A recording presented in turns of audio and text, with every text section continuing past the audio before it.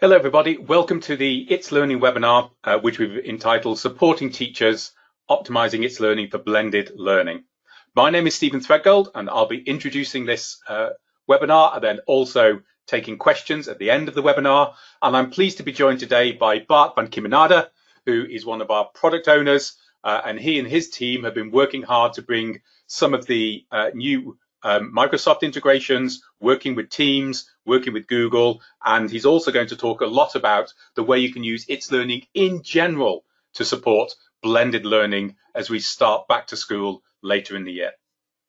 A couple of quick housekeeping points. We're going to take questions at the end of this webinar. There's a little panel on the side in GoToMeeting, which is called Questions. If you open that up, you'll see a space where you can ask questions.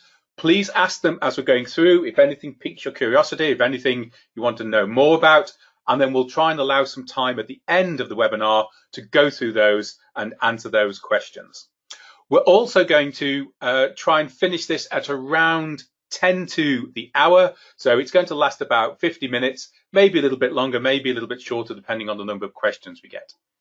I'm going to talk a little bit about the context and why we've set up this webinar. Bart's going to tell us a little bit about the plans for the summer, the new features that we have coming.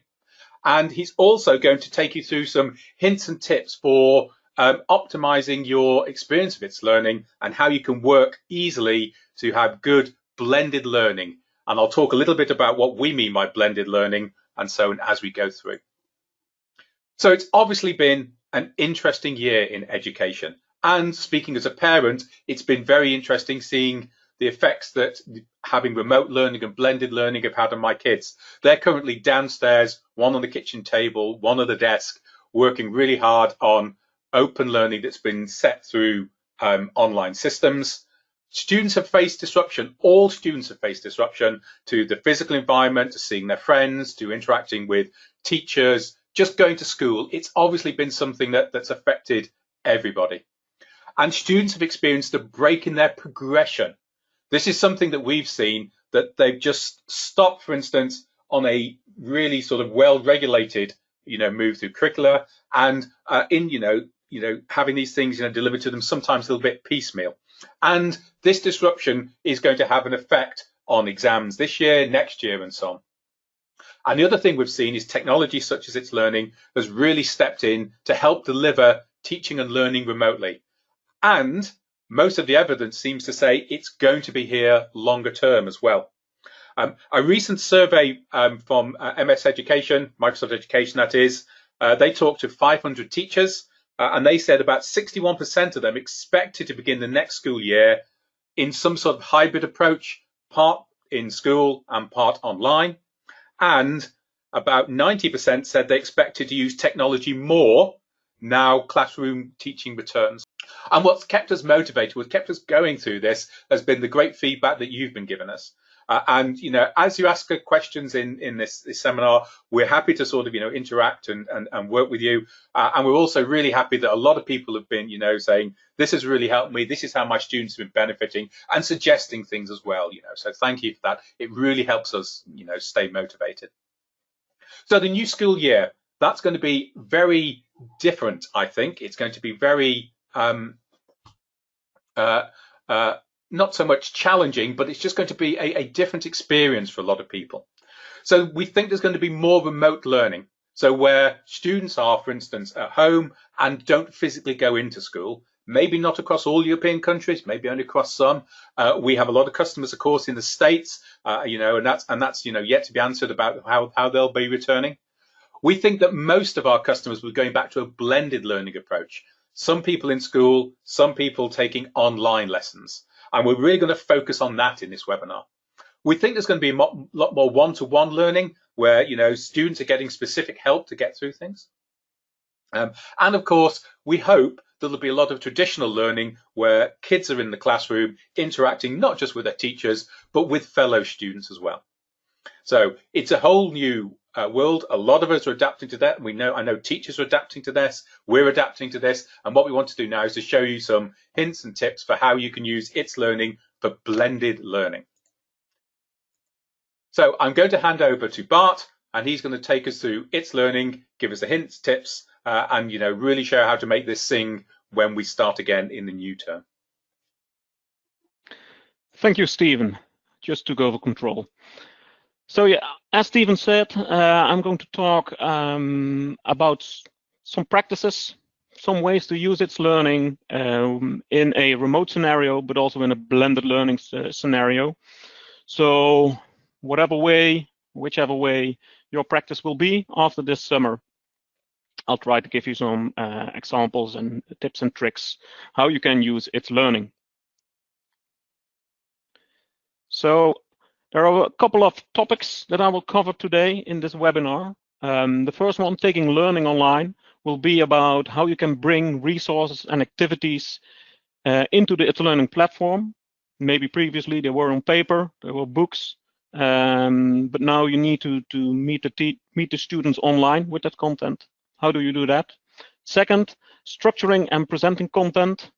Once you've brought all that content in itslearning, made it available online, how do you make sure that students know what is expected of them and when they are supposed to do what?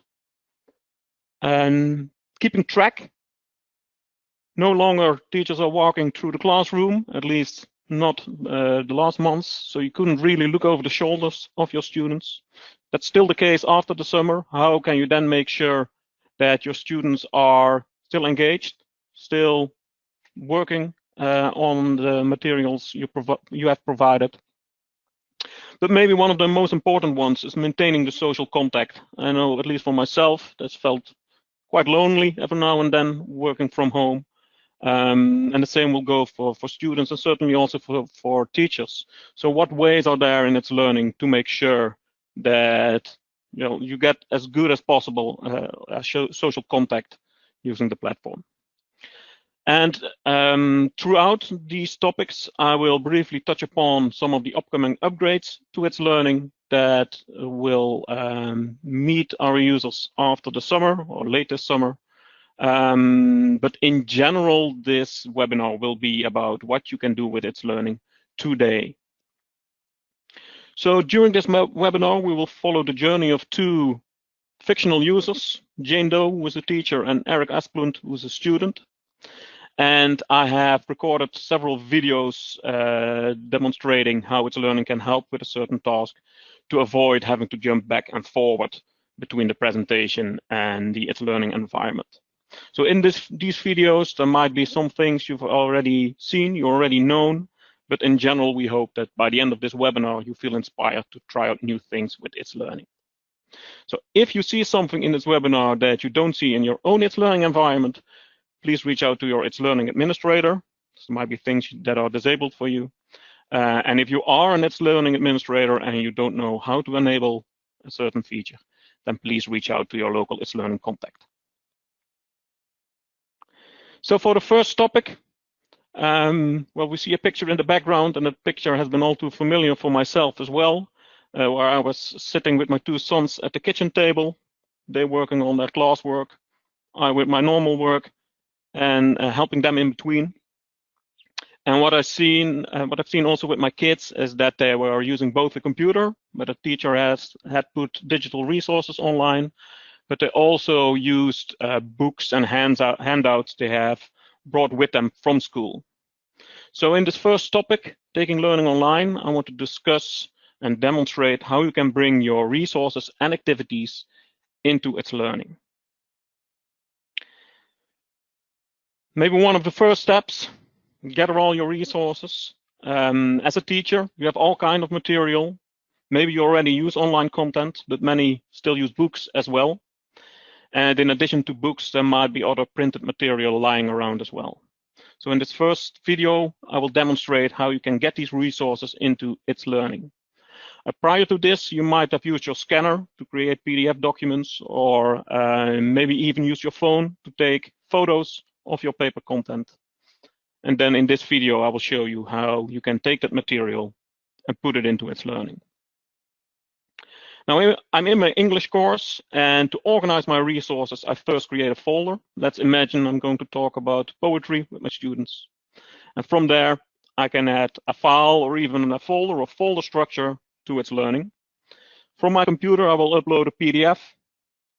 But you can also use cloud storage together with itslearning. So maybe you're using Office 365, you're using OneDrive, SharePoint, Microsoft Teams. So adding a PowerPoint presentation from my OneDrive.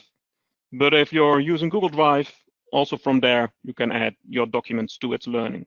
So in this case, an image, a photo I took of some notes I made, and I upload all those files in itslearning. When I click on them, for example, this image I added from Google, a preview is loaded. Same goes for the PowerPoint presentation I added from my OneDrive. And lastly, the PDF I uploaded from my computer. So all files can nicely be previewed in itslearning. Of course, also many websites are used. For example, YouTube videos. You can easily copy-paste those links. And in case of a YouTube video, that's also nicely presented in itslearning.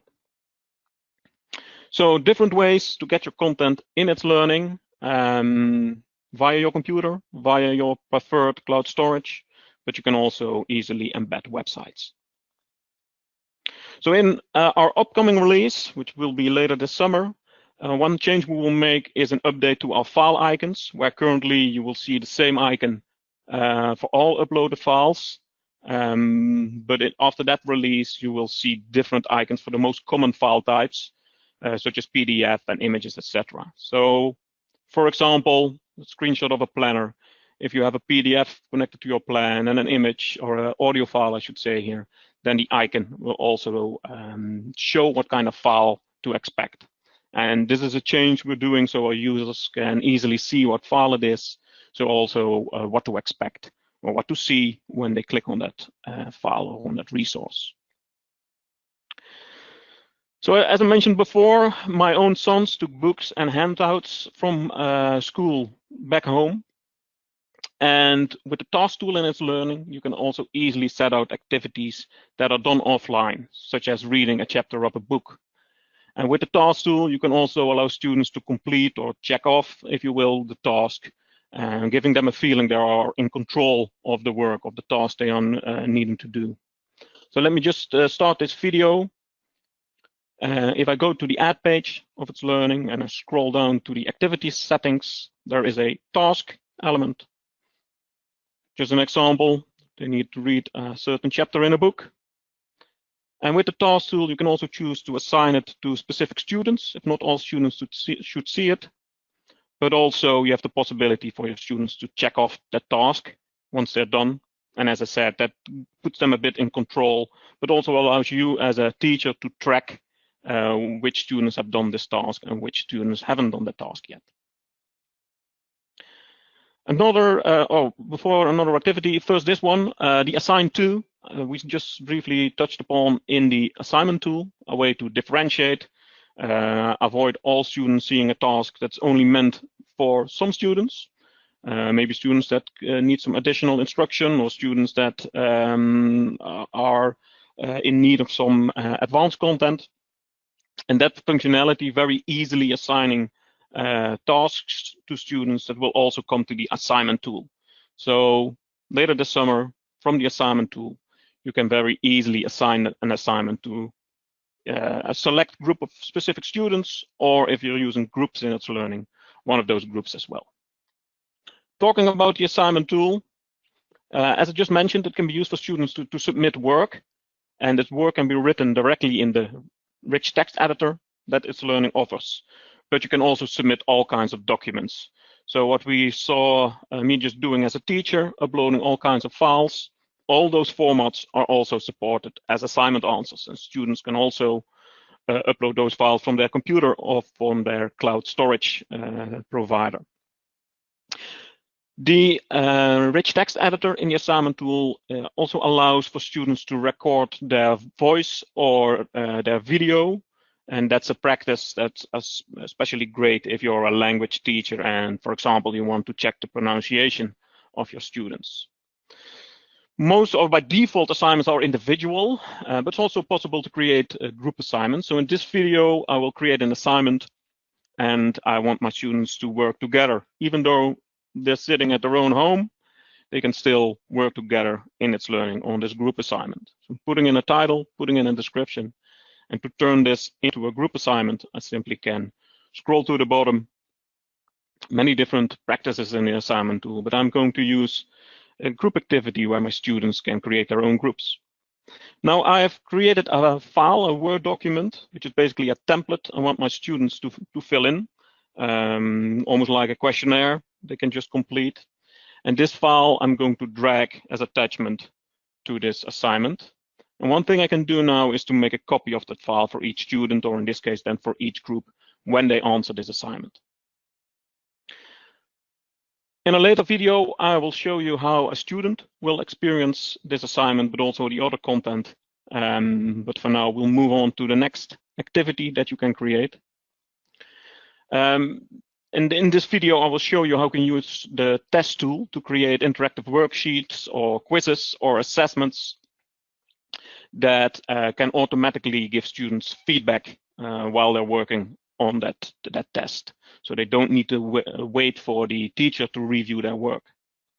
So let me start the video and I will create a quick check for understanding. So on the ad page, the test tool, and I'll give it a title and a short description, and I'll create the test after that. Once I've created the title and description, I can start adding questions. And various question types can be added here. So I'm going to add a multiple choice question, give it a description of the question itself rather, and then put in the different alternatives that my students can pick from. And you can see the gray checkbox in front of these question alternatives. And once I'm done adding all my alternatives, I can check which one is correct. And that way, itslearning can also automatically check the answer the student gives and give them immediate feedback. So as I said, various question types that you can add here. In the interest of time, we'll fast forward. I have a bunch of questions added. I just need to make the test visible for my students. How a student interacts with this test or this worksheet or quiz or whatever practice you use it for, I will show you in a bit. First one comment, you might notice, if you're familiar with the test tool in itslearning, you might notice a slight difference between this test and the ones you're familiar with. We're working on a new version of the test tool, which will be released by the end of the calendar year. And then this test tool should be available to all of our users. Later down this webinar, I'll also briefly touch upon the current test tool that most of our teachers still are using. So I've shown you several ways to bring in content, upload resources, link to resources, but also create several activities in itslearning, whether that's a task referring to something they need to do in a book they brought home, or whether it's something that's fully online. But the next topic is about how to make sure that your students get this content presented to them at the right time, so they know when to do what, basically. And our recommended way is to add these resources to a plan. And in the plan tool, you can use topics to organize all the plans you are using. So let me start this video here. I'm starting with the resources, seeing all the files I've uploaded and created. If I then jump into the plans tool, I can first create a topic. For example, again, poetry. There might be several lessons or weeks that I work on this topic. I give the plan a title, and then I can add a date to the plan. What this date is, what this time span is, that depends on your practice. You might work with events that are on a certain date and time your students work on this content, or a specific date, or even a whole week where you don't really mind when your students are working on the content, as long as it's done by the end of the week. You can give a description to the plan, give it a bit of context, and also here create and upload content directly to the plan, or select it from the course if you have added these resources previously. So now I'm done. I've created my plan, added my resources, can reorganize the sequence if I want to, but let's switch to the student view. They can see the plan on their overview page because of the date, and then they can simply use the arrows at the top of the screen to navigate through the content. You see that this dialog takes up the whole screen, so students are fully focused or can be fully focused on the content. but also the maximum width is utilized to show all these resources. This is the task which students can simply check off, saying they're done. And then with the assignment, which was a group assignment, students can, in this example, create their own groups, and then as a group can answer the assignment. This was this template document, so when they answer the assignment, a copy of that document is made on the fly. They can start entering, in this case, the poems they are going to compare. And once done, fast forward in time, they can submit the answer. Lastly, test included in this plan, where you can simply answer the questions in the test. Also here, fast forward in time. When I'm done with the test, I can immediately see the results, but I can also see which questions I had correct and which questions I had incorrect or partially incorrect.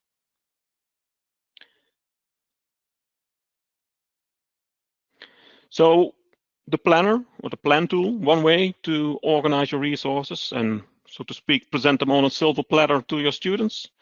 But another way to organize your resources is by using learning paths. And the learning paths allow you to have a more strict sequence of your resources, where you, for example, want your students to submit an assignment before they can continue, while in the planner they can more freely navigate between resources if they so want to. But you can also create an adaptive experience with learning paths for your students. So let me start the video again. You can create learning paths via the Add page under Activities.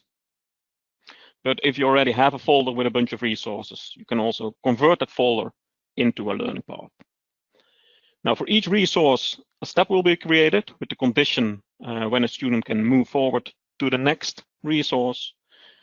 But in this example, let us use this test that was at the bottom more as an exit ticket, or rather a way to fast forward on the learning path. If they score an 8, maybe, I want them to jump to step 7, which is the group assignment. If they score lower, then they will get the additional resources. So maybe those are remedial resources that you want your students to study if they struggle on the test. You can still include a learning path in a plan, maybe next to other resources if you so want to make sure it's positioned at the overview page, like here, of the planner of the course overview. So students starting the learning path, answering the questions, again, fast forwarding in time a bit. Once the test is completed, I get the next step available. And in this case, I said that you needed to score an 8 to advance to the group assignment. In this case, I score a 6.4, and that means that I get the additional or the remedial resources presented before I can get to that group assignment. One thing, you see the 6.4 and the 8, that's what we call an assessment scale in its learning. That's just one of the many assessment scales you can use. So if that doesn't fit your practice, you can even create your own assessment scales or pick one of the default assessment scales that are available in its learning. The next topic I want to discuss is how you can keep track of what your students are doing. Are they engaged or not? As I said earlier in the webinar, you can no longer walk around the classroom and look over their shoulders. So what ways does its learning offer to keep track of your students? And there are different ways to keep track. You could say you can keep track on several levels. The first one, the follow-up task list, is more for you as a teacher because it tells you which activities require your attention. Concrete example here, a student has submitted an assignment answer which you need to review, or maybe they have completed a test, they have submitted the test, and you should have a look at that. The other one, the overview per activity. In the task tool, in the assignment tool, in the test tool, you can easily see which student have completed that activity, maybe which have the activity in progress, and which still haven't started yet. In addition to that overview, you can also easily send reminders to them. I'll show you that in a bit in a video. But also within the tools, you can review answers on assignments and the submitted test questions of a student. I will show you a video on how to review answers, but also how to use the test report in the test tool to get insight in students' understanding. So lastly, the helicopter here. It's a helicopter view, a view across the course and across your students, where in itslearning you can use the 360 report to get this helicopter view of your course. And from that helicopter view, you can zoom in on a student or on a specific course activity. So the follow-up tasks, as mentioned before, that can be assignments that you need to review, tests that have been submitted and require your attention. And what it basically does is shows you how many students or groups, if it's a group assignment, that require your attention within that activity. So from the task list, you can easily open the activity. So the next example, sending reminders to students, will start from the task list and will show you how you can easily access a resource from there. So I click on the group assignments, and here I see a bunch of students that have submitted as a group, but also a couple that hasn't. And I could simply choose to send reminders to those students. And when students have installed the mobile app of itslearning, they will be notified of the reminder. And when they open the reminder, they can see the details. So when students have installed a mobile app, and we've seen that since March, 1 million of installs of the app have happened. So a lot of students do have this app. And if they have it, it can be used to very easily communicate to them on important events or things they need to do.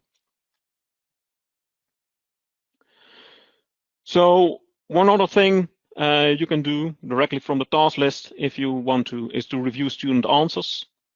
The group assignment, as an example again, let me start the video. So not only do I want to send reminders to students that haven't submitted, I also want to see the work of students that have submitted. So in this case, my students have filled in this Word document, but I see they haven't fully filled in the whole form. So if you're using our built-in Word Online editor, then from there, you can easily add comments, but also using the all-in-one grader, you can quickly send the assignment back to your students. And in this case, you're asking them to resubmit, to work on a better version and submit that again. And from the all-in-one grader, you could easily navigate to the next student if you so want to. Talking all about Word Online, brief comment on that. Also later this summer, we're planning to upgrade to Word for the web, which will be a bit stabler than the Word version we currently have, but also more feature-rich, more in line with the Word Online you might use yourself with your personal account or your school account.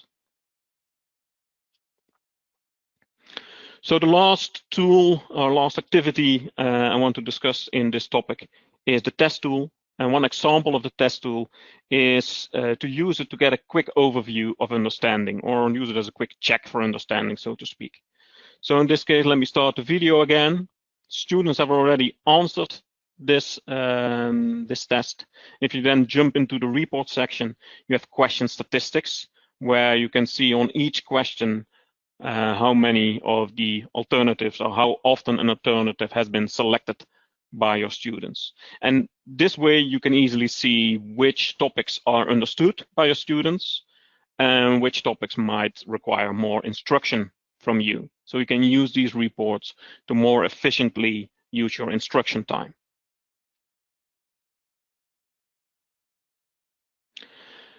So we've talked about different activities and how you can work with those different activities, but there's also the 360 report, the helicopter view across your course, available via the course menu. Let me start the video again.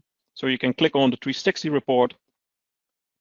From there, you can have a quick overview of student activity, of the progress of the students across all the content in the course, their average grades, but also dive into the detailed summary of all the course resources.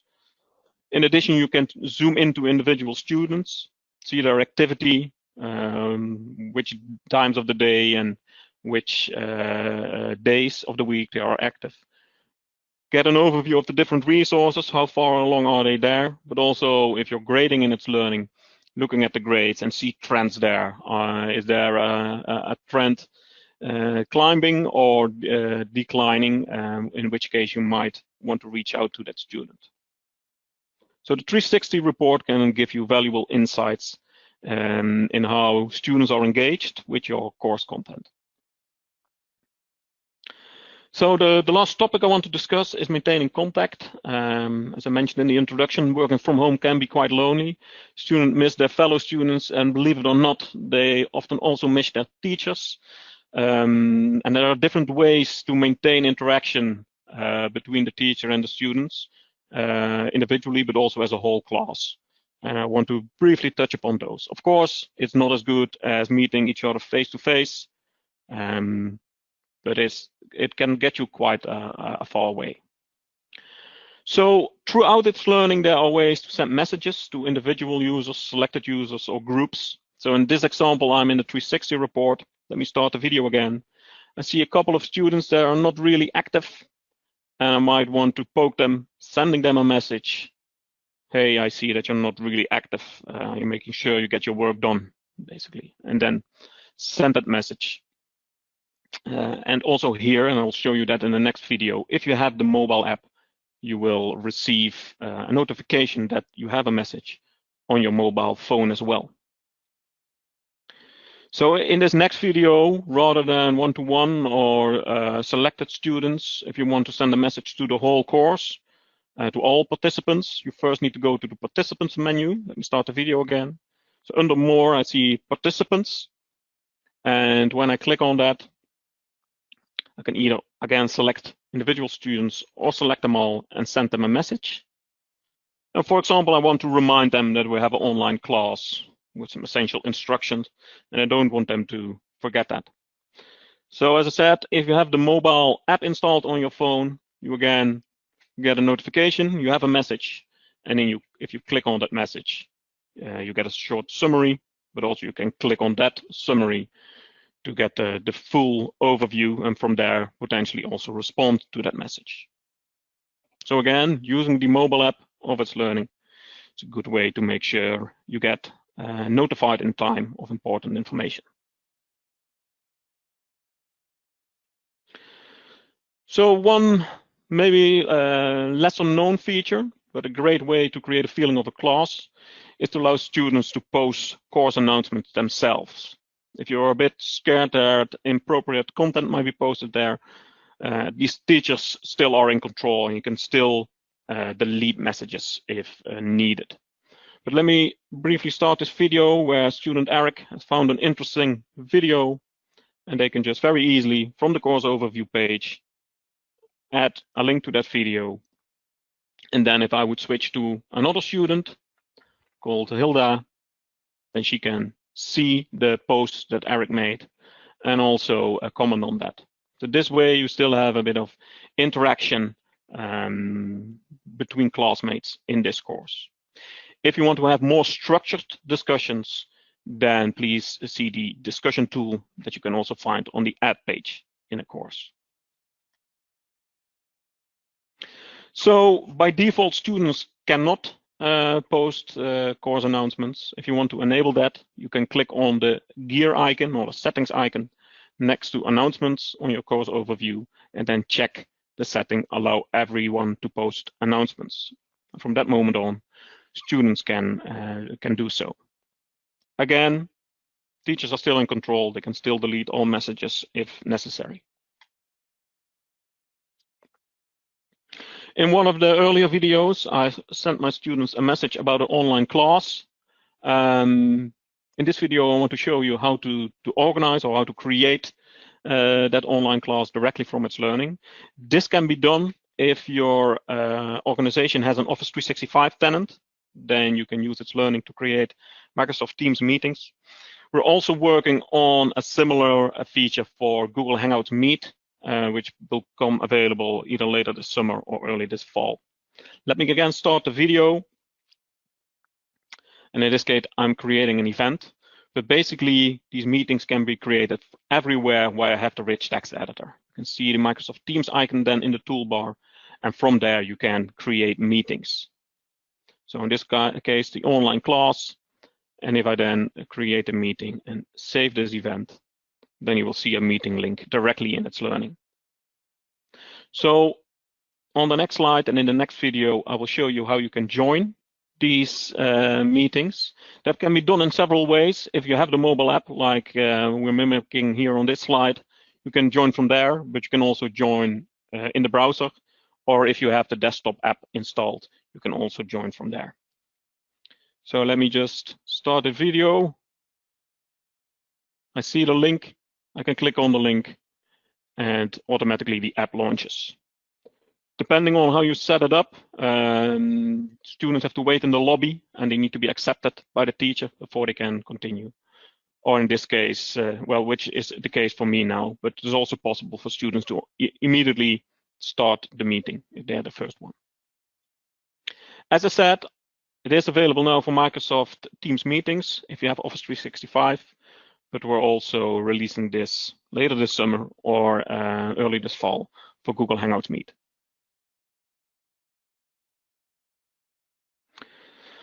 One final thing I want to show you is how you can use the built-in video recorder to record yourself. In this example, I will use it to record some instruction, but the same recorder is also available in the all-in-one grader in the assignment tool if you want to give audio or video feedback to your students on assignment submissions. So this example I actually stole from my wife, because my wife is a teacher herself, and what she did every day was record herself reading a chapter of a book and then posting that recording online for her class. So in this case, I'm using the Note tool. Again, everywhere where you have this rich text editor, you can record your videos. So let's say I want to discuss George R.R. Martin. I click on the video icon.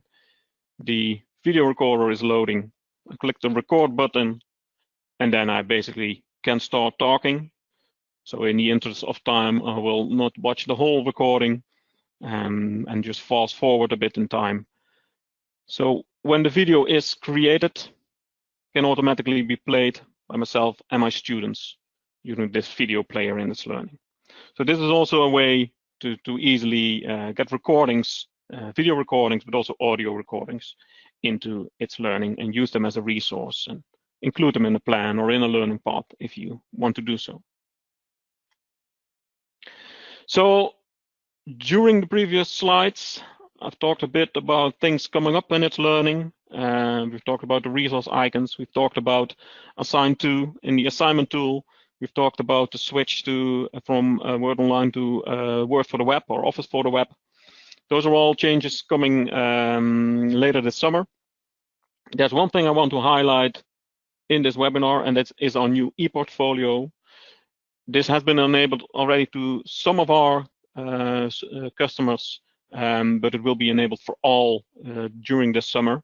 And it is mainly a facelift and a user experience lift of the already existing ePortfolio, which students can use to present themselves, but also which can be used as an assessment portfolio.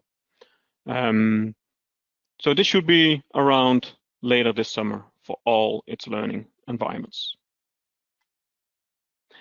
Now, there is, of course, more coming up, not only later this summer, but also the rest of the upcoming school year or academic year. If you want to keep up to date, then please visit our website. itslearning.com/global is what I have opened now. But of course, we also have our localized websites or web pages. And here you can, for example, see what is new, the latest release notes, but also our high-level plans. If you go all the way to the bottom, you can visit the product roadmap. So from here, you can be fully up to date on what is coming up or what has just been made available in itslearning. So we now want to give the floor to you, basically, with a round of questions. Stephen? Hello, thank you, Bart. So we've been answering questions as we've been going through. The questions tab is at the side. You can just type in your questions there. As you're thinking of anything that you want to ask, I'll just go through some of the things that we have been asked and what we said to those. You can actually see the answers we've been typing, but I'll just go a few of those quickly now.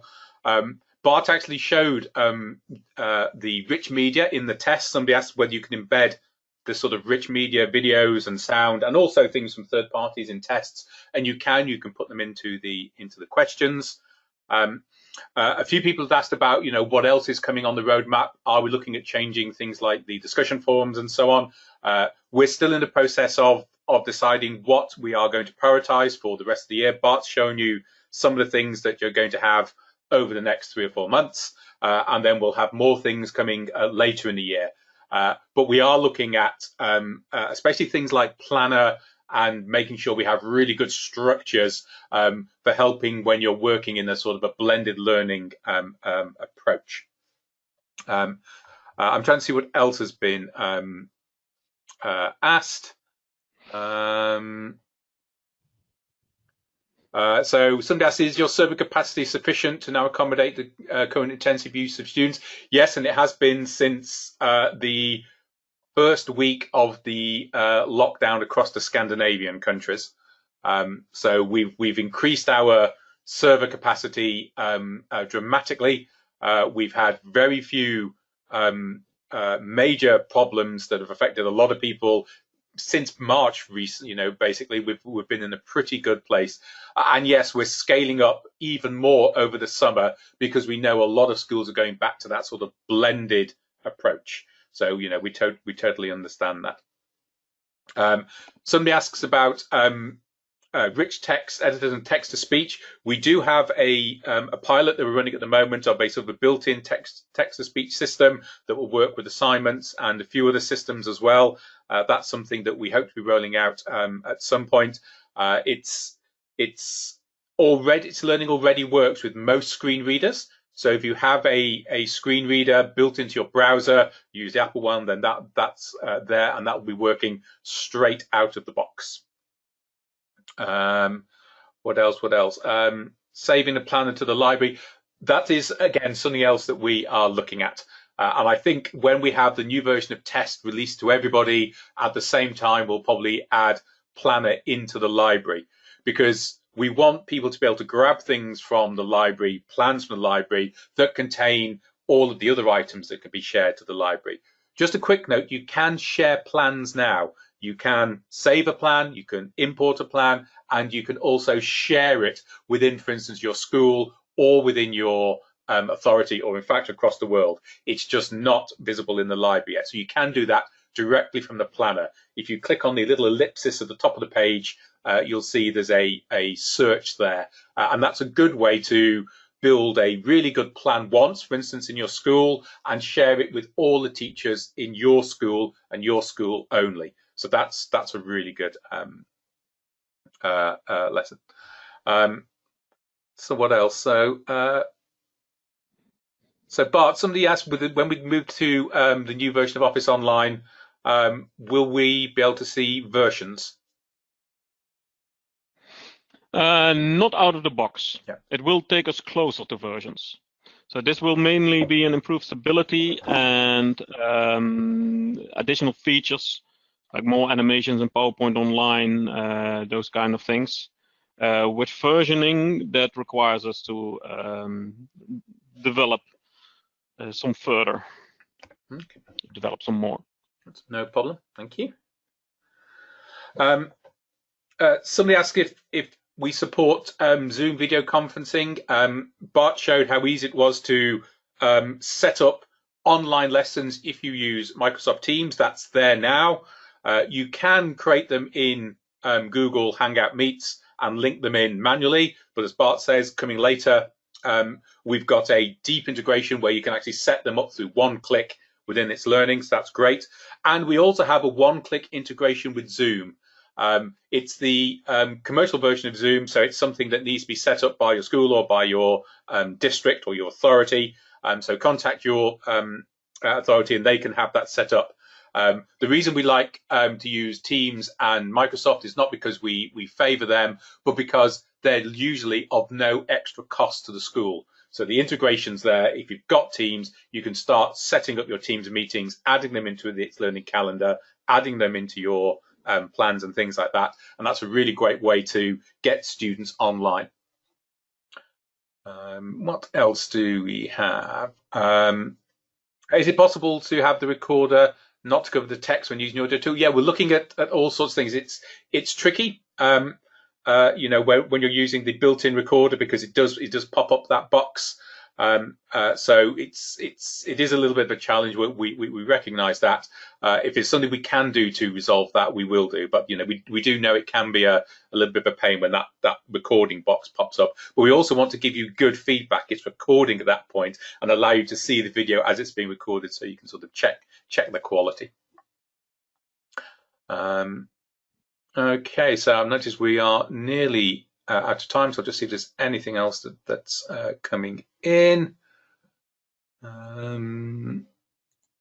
Bart, somebody asks how you use itslearning in just regular lessons. You want to give us a couple of thoughts on that? Well, in general, you can use itslearning for anything students need to do in their own time. So whether that's in a computer lab, at school or at home, you can use the different activities and ways to offer resources that I've shown in this webinar. We know that if it's a one-to-one in devices, that itslearning can be used directly in the classroom. We also see teachers using itslearning to open up the course resources on the whiteboard in the class. So there's a variety of ways to use itslearning in traditional education. That's great, thank you. Somebody asked, is it possible for a student to see another student's assignment? We do have a feature that allows you to have students peer assess other assignments.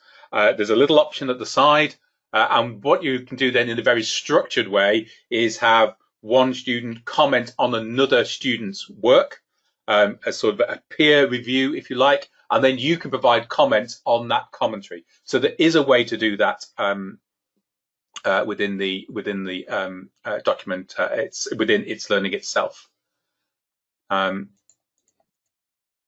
Okay, I can see Mads has asked a couple of questions on the recordings stored. What happens if the teacher stops the recording? I think it's recorded anyway, but you then just can delete it. Can more than one teacher be assigned to a class? Laurie asks. Yes, the simple answer is yes. We have a lot of schools where multiple teachers are assigned, especially to large classes. You divide them into groups and things like that. But yes, that's standard functionality straight out of the box. Okay, so that's us for time. Thank you very much for the questions. I think we've answered the bulk of them. Apologies if we've missed yours out. They were appearing on the screen quite quick at the end. Thank you very much to Bart for taking us through itslearning and showing us what's coming in the future. We will be sharing this video. We're actually going to divide it into bite-sized chunks, and we're going to put them all onto YouTube and our other social media channels, with the idea being if you've seen something of interest to you, you can just watch that part again, and then it's easier for you to share with colleagues. So that's why we're going to be splitting it up. It's not to sort of remove any sort of comments or things like that. It's just so it's easier for you to grab them and say, look, this is how we can use itslearning for something else. So thank you all for your time today. Mads, I can see we haven't answered your question, but you can always drop myself or Philip an email, and we can jump into that and talk about it a bit. We're absolutely happy to do that. Okay. Oh, somebody just asked for webinar future about ePortfolio. The ePortfolio is coming in the summer. Try it out. It's a really, really nice feature. It's so much better. You can add cloud files to it, yeah, we'll have some guidance on the webinar on ePortfolio. We'll just put that onto our YouTube channel closer to the rollout of that. So yes, there's a simple answer to that. Won't be a webinar, but there will be a video on how to use it. So thank you all for your attendance today. Have a good summer, and I hope everybody has a rest after the particularly stressful times for teachers. My wife is a teacher, and it's been very stressful over the past a few months. We all deserve a good break, and then let's make sure we give our students the best experience we can when they get back after their break. Thank you all, and look forward to speaking to you soon.